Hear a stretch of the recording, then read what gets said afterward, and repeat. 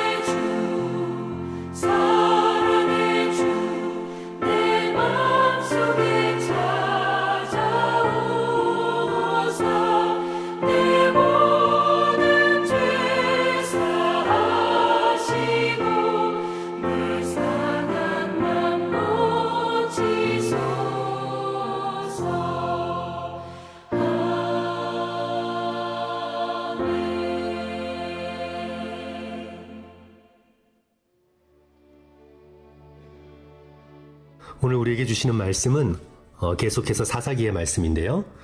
11장 29절부터 40절까지의 말씀입니다. 본문이 좀 길지만 제가 읽어 올리겠습니다. 이에 여호와의 영이 입다에게 임하시니 입다가 길르앗과 므낫세를 지나서 길르앗의 미스베에 이르고 길르앗의 미스베에서부터 암몬 자손에게로 나아갈 때에 그가 여호와께 서원하여 이르되 주께서 과연 암몬 자손을 내 손에 넘겨주시면 내가 암몬 자손에게서 평안히 돌아올 때에 누구든지 내 집 문에서 나와서 나를 영접하는 그는 여호와께 돌릴 것이니 내가 그를 번제물로 드리겠나이다 하니라. 이에 입다가 암몬 자손에게 이르러 그들과 싸우더니 여호와께서 그들을 그의 손에 넘겨주심에 아로엘에서부터 민닛에 이르기까지 20성읍을 치고 또 아벨 그라밈까지 매우 크게 무찌르니 이에 암몬 자손이 이스라엘 자손 앞에서 항복하였더라.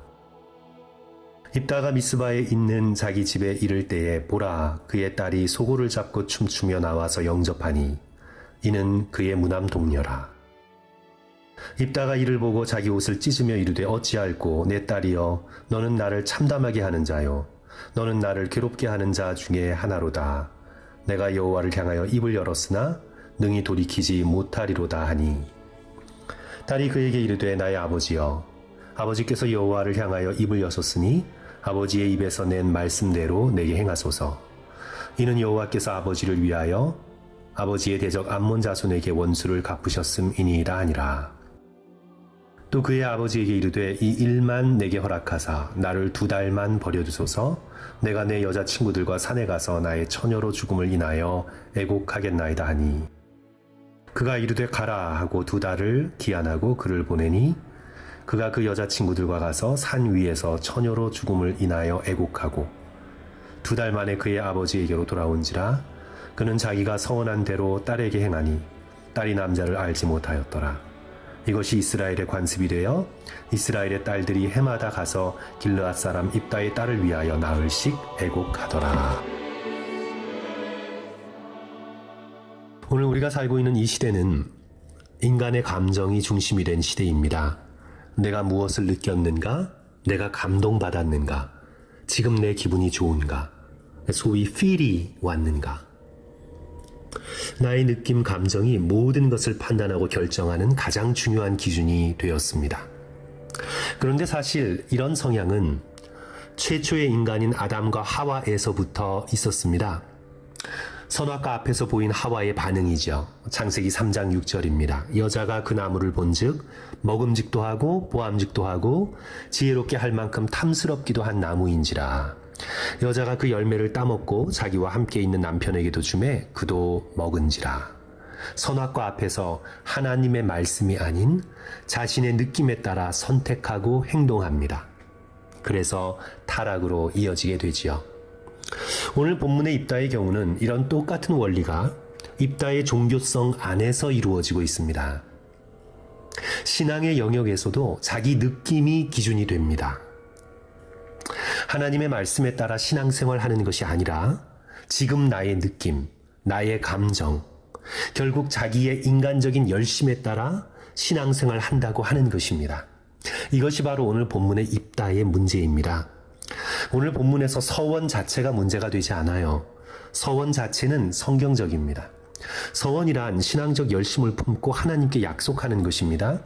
주께서 이런 일을 이루어 주신다면 그 은혜에 응답하여 제가 이런 일을 하겠습니다. 하나님께서 자신의 삶 속에서 일을 이루어 주시기를 바라며 서원하는 거죠. 다시 말씀드리지만 서원 자체는 나쁜 것이 아닙니다. 성경을 보시면 나실인의 서원이 있었고 한나의 서원도 있었고 다윗도 시편에서 하나님께 드린 서원을 갚겠다고 공공연히 선언합니다. 하지만 서원이 그 자체로 아무리 바람직한 것이라 해도 말씀 안에서 해야 합니다. 당장의 자기 기분만 믿고 느낌만 의지하여 순간적으로 확 서원하는 건 잘못된 서원입니다. 그래서 서원에 대한 규례가 레위기의 말씀과 민수기의 말씀과 신명기의 말씀에 분명하게 나와 있는 것이지요.